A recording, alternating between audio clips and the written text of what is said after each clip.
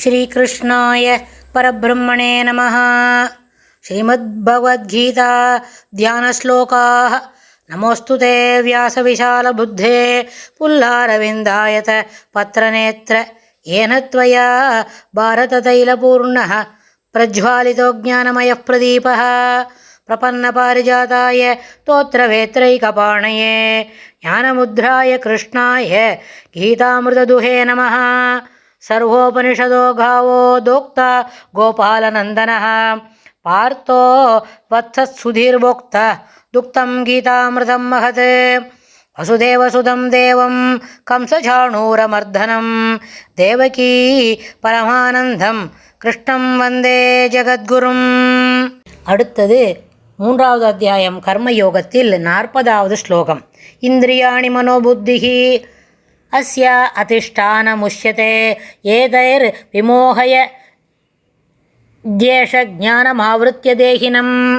இந்திரியாணி மனோபுத்திஹி அஸ்ய அதிஷ்டானமுஷ்யதே ஏதைர் விமோகயத்யேஷ ஞானமாவ்ருத்ய தேஹினம். இந்த ஸ்லோகத்தில் பெருமாள் என்ன சொல்லி கொடுக்குறார் அப்படின்னு கேட்டால், இந்திரியாணி இந்திரியங்கள், அதாவது பஞ்சேந்திரியங்கள் 5 இல்லையா, மெய் வாய் கண் மூக்கு செவி. இது இல்லாமல் மெய்ன்னு சொன்னால் அது டாக்டைல் சென்சேஷன், கண்ணால் பார்க்குறது, காதால் கேட்குறது, சுவை அறிவது அப்படின்னு சொன்னால் இந்த 5 5 10. இந்த இந்திரியாணி, இந்த 10 விதமான இந்திரியங்கள் 5, அதனோட 5 காரியங்கள், 5 விதமான செயல்பாடுகள். மேலும் மனக, அதில் சேர்ந்தது மனம் புத்தி. இவை அனைத்தும் இதற்கு அதிஷ்டானம், இதற்கு இருப்பிடம் எங்கே? இவை புத்தி என்னும் இவை இதற்கு அதிஷ்டானம், இருப்பிடம் என்று சொல்லப்படுகிறது. இந்திரியங்கள், மனம், புத்தி என்னும் இவை இதற்கு அதிஷ்டானம் என்று அதிஷ்டானம் இதற்கு இருப்பிடம் என்று சொல்லப்படுகிறது.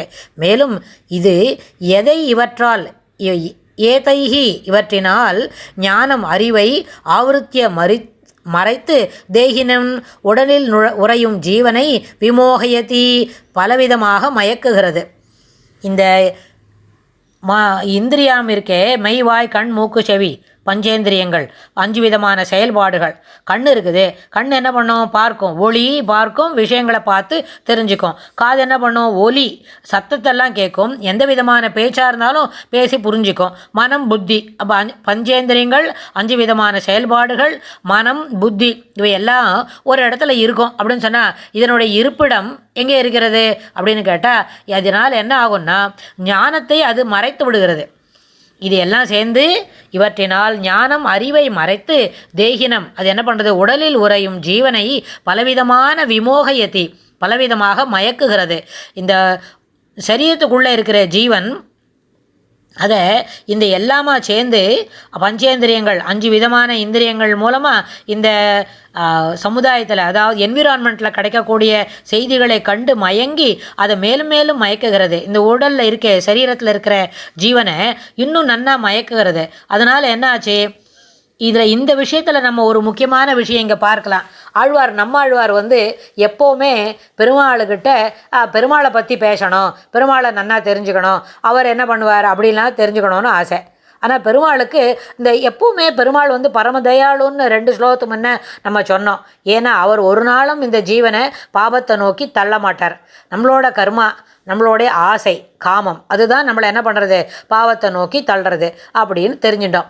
அது மாதிரி வரும்பொழுது நம்மாழ்வாருக்கு பெருமாளை பற்றி கேட்கணும்னு ஆசை. ஆனால் பெருமாள் என்ன சொன்னாரா, ஜீவாத்மாலாம் எப்படி இருக்கும், அதுக்கு என்னெல்லாம் தெரியும், அதை பற்றி சொல்லணும்னு ஆசையான். ஆனால் நம்மாழ்வார் சொன்னாரா, நீர் இந்த ஜீவனை பற்றிலாம் சொன்னால் நான் கேட்கல, நான் கிளம்பி போயிட்டே இருக்கேன், எனக்கு வேறு நிறைய காரியம் இருக்குது அப்படின்ற மாதிரி அவர் அதை கேட்கறதுக்கு பிரியப்படலை. ஆனால் பெருமாள் என்ன சொல்கிறான், பரமாத்மா ஜீவன் என்னை பற்றி சொல்கிறேன், நான் என்னை பற்றி சொல்கிறேன், நீ கேட்டுக்கோணும். ஓ அப்படியான சரி, நான் இதோ உட்காந்துக்கிறேன் அப்படின்னு சொன்னோடனே பெருமாள் ஒரு 2.5 ஸ்லோகம், முதல்ல ஒரு 2.5 பாசுரத்தில் பரமாத்மா என்னெல்லாம் பண்ணுவார், அவருடைய சிறப்பு என்னெல்லாம், அவர் எதெல்லாம் மேன்மையாக இருக்கும், அவருடைய குணாதிசயங்கள் என்ன, அவர் எப்படி பரமதயாளு, எப்படி ஒரு ஜீவனை நல்ல வழிப்படுத்துவார் அப்படின்லாம் சொல்லிட்டு நிறைய வரார். ஸ்ரீவைகுண்டத்தில் இருக்கச்சே அவர் எப்படி இருப்பார், அப்புறம் சாதாரண அவதாரம் எடுத்து கிருஷ்ணனாகவும் ராமனாகவும் அப்புறம் நரசிம்ம சுவாமியாகவும் இருக்கும்பொழுது எப்படி இருப்பார், வராகமூர்த்தியாக இருக்கும்பொழுது என்னெல்லாம் சொன்னார், வராக நாயனாராக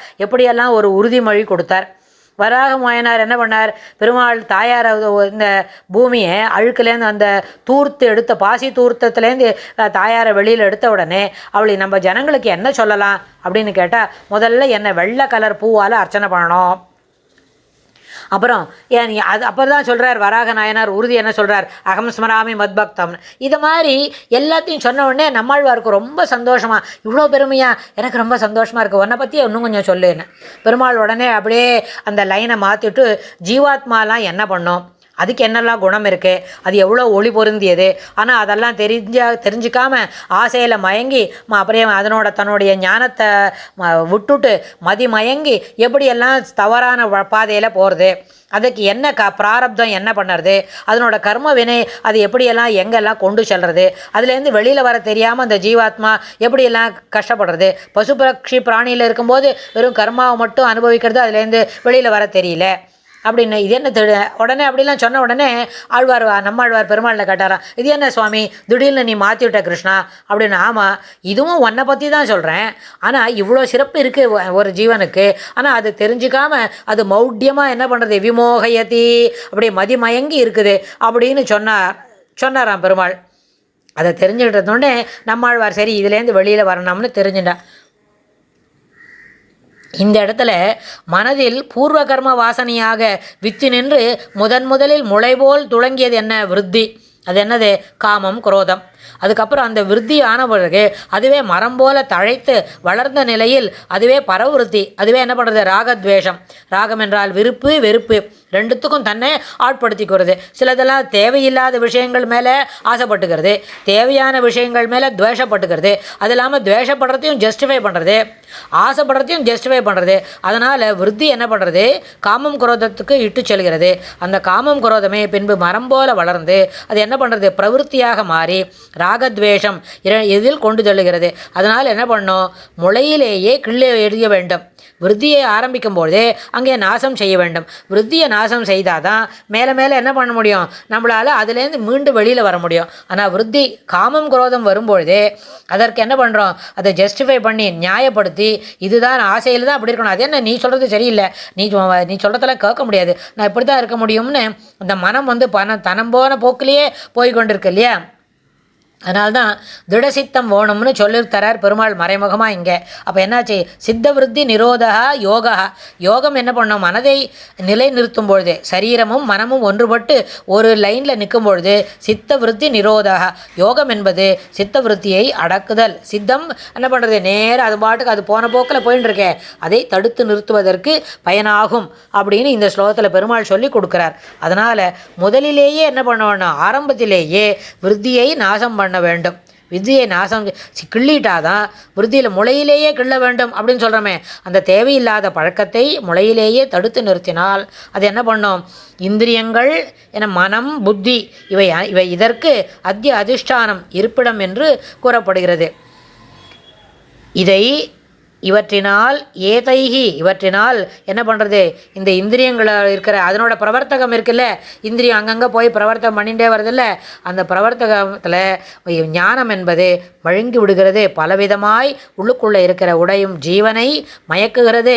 அதனால் இதிலிருந்து வெளிவருவதற்கு முயற்சி செய்ய வேண்டும் அப்படின்னு பெருமாள் இந்த ஸ்லோகத்தில் அர்ஜுனனுக்கு சொல்லிக் கொடுக்குறார். அர்ஜுனனோட சேர்ந்து நம்மளும் கற்றுனோட்டோம்.